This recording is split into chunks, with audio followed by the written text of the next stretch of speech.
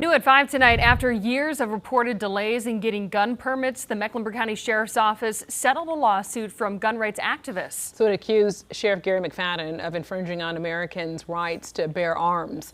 And Charlotte area residents and several people from national gun rights groups claim McFadden's request for mental health records made the office unconstitutionally slow in processing concealed carry permits. So they also accused McFadden and his office of taking months or more than a year to process the requests. So this week, the sheriff's office now announced that McFadden settled the case and now will continue to look into each applicant's mental health records.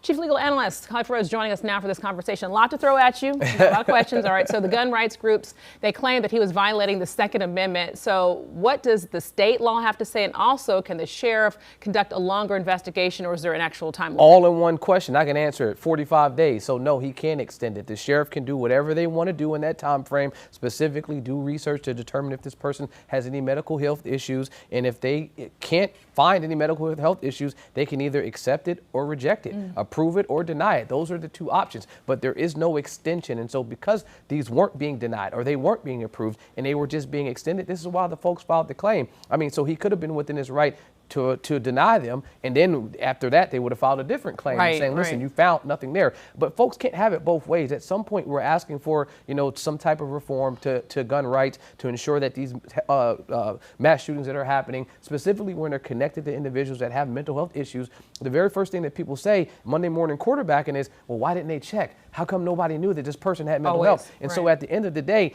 it is a catch-22 because you want them to check, but these systems aren't talking to each other. If he's putting this request in, he's asking some state agency, maybe in a different part of the state, to figure these things out. And so I can understand and appreciate, but this policy group felt like they won the day. They felt like they got what they needed, which was a win, not in monetary, but bringing awareness to the issue. So last year, a judge struck down the plaintiff's original arguments.